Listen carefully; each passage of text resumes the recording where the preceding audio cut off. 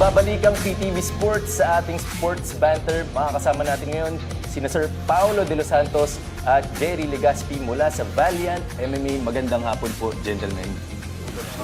Ayun, sir. Ayun, mga kinakatakutan to sa MMA. Pero, sir, para kay Sir Paolo, no? Sir, pwede niyo po ba ibahagi sa amin kung ano po ba yung history nitong VALIANT MMA, no? Sino, kailan po nag-start to? Sino mga nandun? Nag-start po yung VALIANT MMA noong 2018.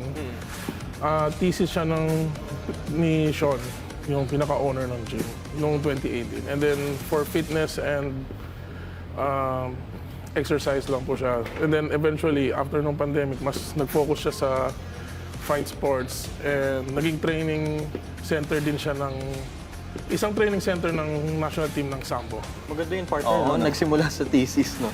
Tapos naisa katuparan, no, partner? Paano po kaya nangyari na yun yung piniling thesis subject ng partner nyo na sa lahat ng mga businesses na pwede niyang i-establish, isang MMA gym ang napili? As far as I know, kasi before, or up until now, hindi yata kasi pwede magbukas ng mga normal business like restaurants or na mga common business.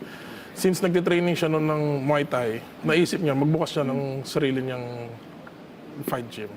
Ano po yung challenges nung pagka magbubukas ka ng gym from scratch? Kasi alam naman natin marami tayong kompetensya na iba ring gyms. Ang Pilipinas, dito sa Metro Manila, marami ring mga tulad nyo na nag-o-offer ng services when it comes to teaching martial arts. Ano po yung challenge? Challenge siguro yung marketing, and then yun nga, sabi niyo po, maraming kalaban ng gyms. Tapos syempre, yung quality din ng coaches. We have Coach Jerry, sila Kuya Mark, Streigl, sila Troy nandyan. Tsaka malaking help din po yung support ng marketing sa amin yung Sambo National Team sa VALIANT. Pero Sir Gian, paano yung sabi nyo nga po, quality ng mga coaches, no? Paano po ba yung parang natin doon? Paano tayo umahanap ng mga quality coaching staffs? Paano po ba yung nagiging proseso doon? Usually naman yung mga requirements namin is yung credentials nila. Like si Coach Jerry, Jiu-Jitsu black belt siya. So, highest level na siya ng Jiu-Jitsu for teaching ng Jiu-Jitsu. So, isa yung credentials nila. Siyempre, yung pakikisama sa mga clients, and then yung the way sila magturo, and yun nga, mag-address. Yun na, yung pinaka-important is yung relationship ng coaches sa clients namin. Coach Jerry, you're the Brazilian Jiu-Jitsu coach nitong gym na to. O meron po rin po ba kayong tinuturong ibang I teach combat sambo, Tuesdays and Thursdays doon. Kasama namin yung combat sambo national team. And then we do MMA. So all around din po kayo yes, sa gym. yeah. Kung i-describe niyo po yung inyong style of coaching, ano po masasabi niyo? I have an aggressive approach to coaching, especially if you're a fighter. But what's called, if you're like a beginner or hobbyist, I will be nice to you. Ayun nga po sir.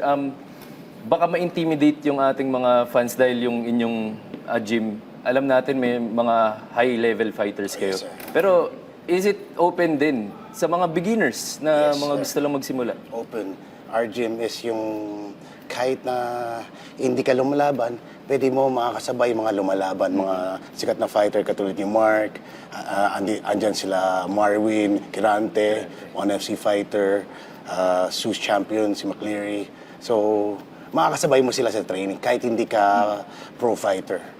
Sir Paolo, can you just chime in on that? Ano yung advantage kung magsisimula ka and makakasama mo sa gym mga ganong kalibre ng fighters?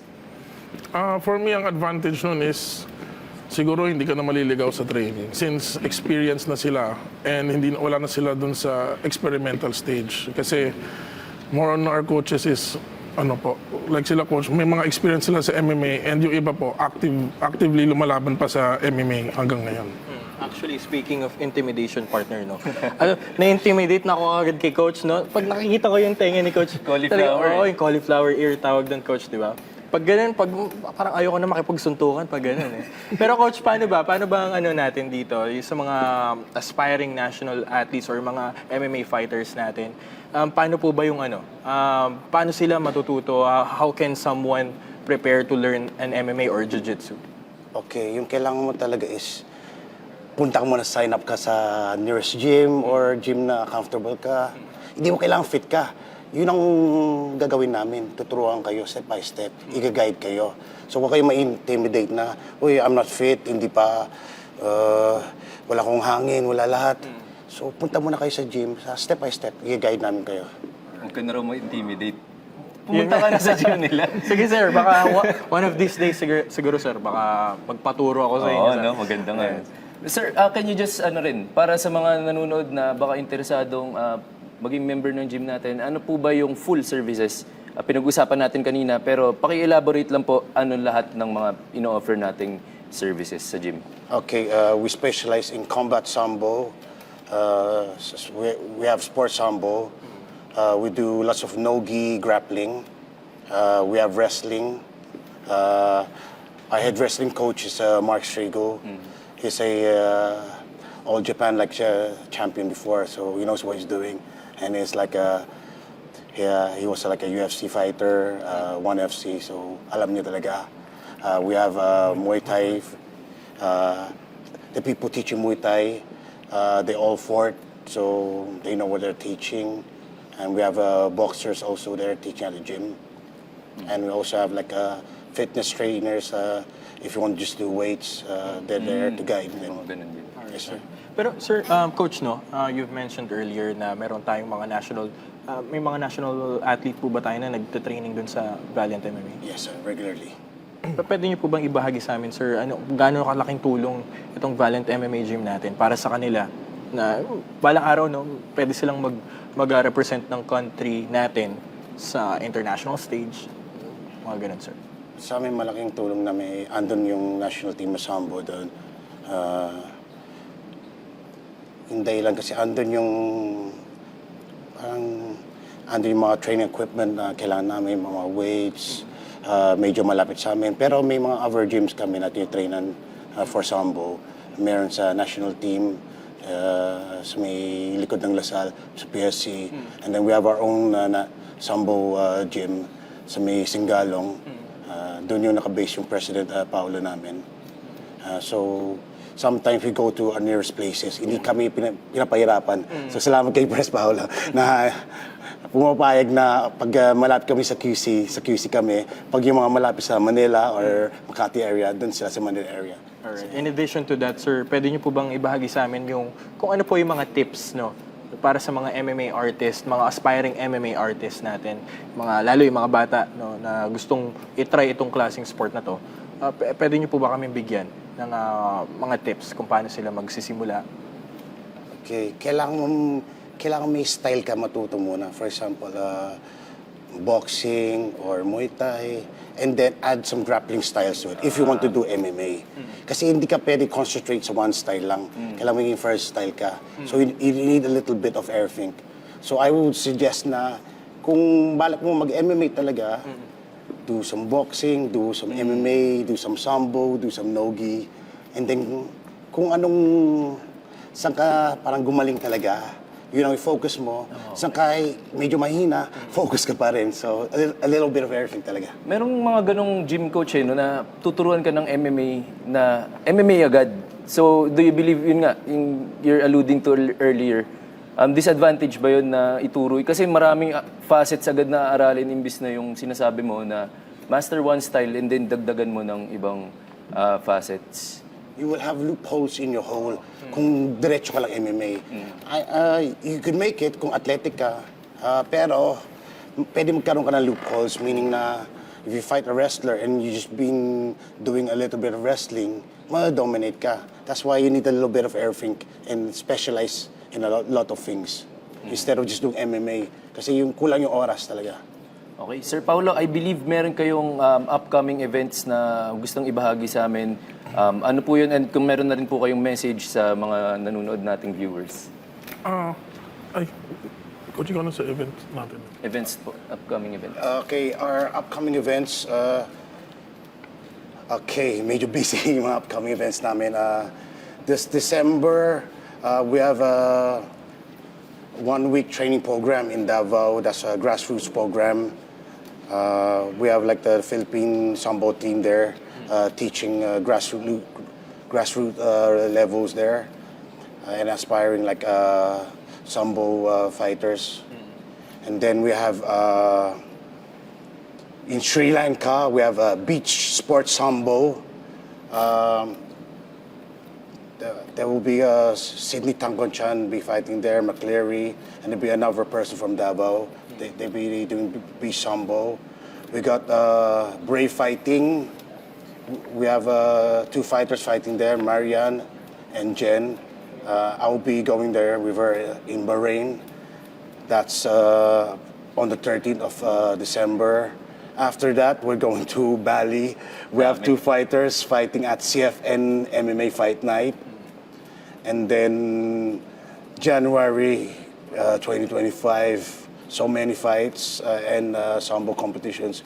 We have the BBM Cup, hosted, of course, by our president. And then we will have a Sambo event in Tagaytay. There's a combat arena. It will be under Sir Tolentino. And then we have Dumao, Japan, where we will be going to. We're going to do some grappling over there. And so many more, sorry. I can't mention everything. Parang hindi na kayo maglalagi dito sa Pilipinas, Coach. Parang puro abroad yung mga next nyong schedule. Pero okay, salamat Sir Paolo and Sir Jerry. And sa ating pagbabalik, makakasama naman natin sina MMA mixed martial artist Mark Mugen Streigl at Troy Anthony Legaspi. At nagbabalik ang PTV Sports. Sa susunod nating part, no, makasama natin ngayon sina MMA artist Mark Mugen Streigl at Troy Anthony Legaspi. Welcome, gentlemen. Thank you guys. Thanks for having us. Welcome, sir.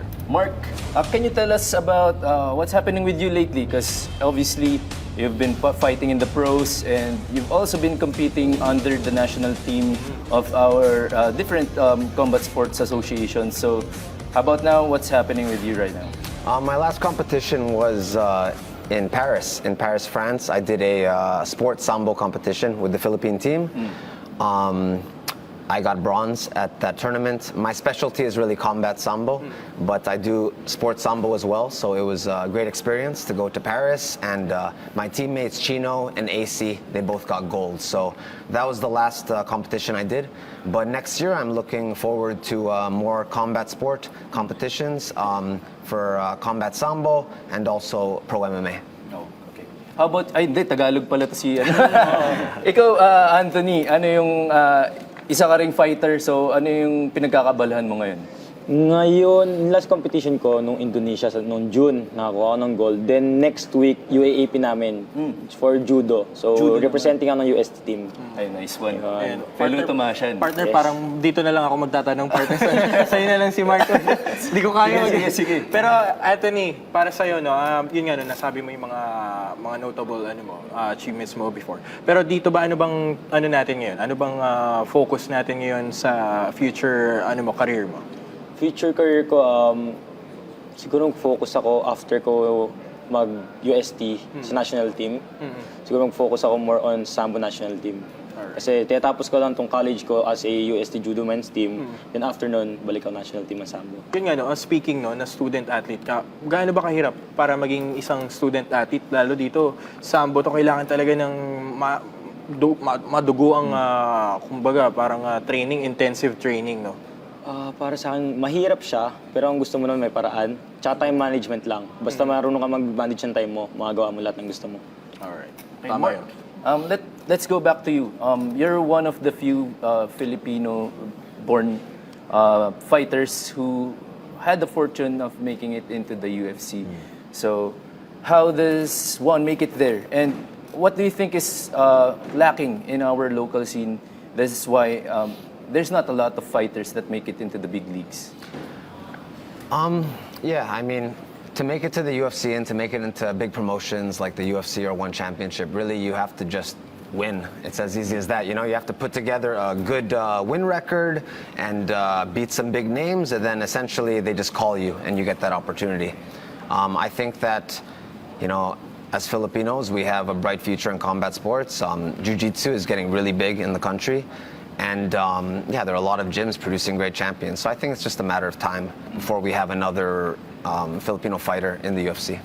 In your opinion, what's the biggest area that Filipino fighters need to work on and able to achieve a more success as a pro MMA fighter? I mean, I would have said a few years ago, I would have said jiu-jitsu and wrestling because, of course, we have champions like Manny Pacquiao, Nonito Donaire. So boxing has always been very strong in this country. But, you know, these days with jiu-jitsu and wrestling, the level just keeps getting higher and higher. So, yeah, I don't think there's really one area in particular. I think that it's just up to the athlete to do the right training and find the right gyms to train at and put everything together for him or herself. Speaking of, you spoke about competing pro and under the national team as well. Can we expect Mark Streigl return to the Southeast Asian Games? Or is it something you're thinking about? No, I definitely want to. I won gold in the SEA Games in Pampanga in 2019 for combat sambo. And yeah, I definitely want to. Just waiting for the opportunity again. And I love representing the country for sambo. All right. I also want to ask no about their social medias kasi nakita natin no Yes. nakakatawa yung mga contents nila doon. So can you tell us more about your social media accounts? So Troy and I, we started this thing called Bullshido during the pandemic, actually, because we were kind of bored during training. You know, we were kind of bored, and we saw this video of some Indians doing martial arts. And we were looking at it after training, and I was just scratching my head, and I'm like, this is never gonna work, bro. Like, what is this garbage, you know? Like, someone's gonna get hurt, you know, if they try this on the streets, you know? It's actually bad, it's dangerous, right, for self-defense. So we just made one video making fun of them, and then the video did really well. One thing led to another, and then now we make Bullshido videos where we just make fun of bad martial arts, and we make a lot of people angry in the process, you know, but that's part of it, and it's a lot of fun. Tanong natin si Anthony, sabi nga ni Mark, no, nung nakita nyo yung mga martial arts na sa tingin nyo hindi gumagana, ano ba yung pinagmulan nun? Gusto nyo lang ba talagang pagkatuwaan o meron ding, yun nga, parang warning na hindi talaga dapat pinapractice tong mga ganito? Actually, both siya. Sa amin kasi, gusto namin i-knowledge yung mga tao kung ano ang tamang martial arts sa mali, kung ano yung fake sa original. So, yun yung goal namin, pero at the same way, ginagawa namin siyang funny. So, yun, both lang siya namin nagagawa. Parang way nila yun eh. Parang way kasi nila yun to criticize no, yung mga maling gawain sa MMA. Mark, I know I like your videos and a lot of people on the internet also appreciate them, but you talked about having a few bad encounters. Can you talk about the pushback? Of course, you're ruffling some feathers in doing this, so the pushback. Right now, I have a kung fu master in Poland that is kind of challenging me, and he's really angry. He's the first guy that's actually called me out on his social media channels, so that's entertaining. Sometimes I get death threats too. Troy has gotten some threats too. Yeah, it's pretty entertaining. But you know, we're very selective of our videos too. You know, we don't just bash everything. That'd be horrible. So we're very selective, and we look at it, the technique, and we're like, okay, would this actually work? No, that's complete trash. Okay, let's choose this one. So we're very careful with the ones that we select, and with all of our experience in martial arts for so many years, you know, I definitely believe we're the qualified ones to make those choices. I want to ask both of you, what's your favorite Bullshido? Maybe the Russian Grandmaster. He's the guy who does the crazy hand movements. Yeah, he's probably my favorite, and my dream is to one day travel there somewhere in Russia with Troy and go find him and be his student for a few days. Are you actually serious about that? Half serious. Ikaw, Anthony. Sa akin po yung Indians. Kasi kung hindi dahil sa Indians, di kami mag-i-start eh. Yung pinakasimula. Indians yung start namin, so yun talaga favorite ko. And it's wild because some of these pages, they have millions of followers. The Indian bullshito guys that we make fun of, they have millions of followers, and all these people in the comments are defending, or not defending them. They're saying, great technique, amazing, thank you for sharing. And Troy and I are just scratching our heads, and we're like, yo, someone tries that, they're gonna get hurt. Like, yeah, it's never gonna work. So. I feel a bit of a social responsibility as a professional martial artist, That's correct. Yeah, it's actually like my responsibility to point people in the right direction, and we try to do it in a funny way. Yeah. All right. Do you have a message? Kayo ba? Meron ba kayong mga message? Lastly, siguro promote your MMA gym. Ano bang meron kayong mga last message niyo overall? Yeah, please follow our gym and come train in our gym, Valiant MMA and Fitness in Quezon City. And if you're also looking for funny martial arts and fitness content, please follow our social media accounts, Mark Mugen and Troy Anthony. Troy Anthony. There you go. All right, there you go. All right. Yun na muna. Maraming salamat, no, Troy Anthony and Mark Mugen Streigl.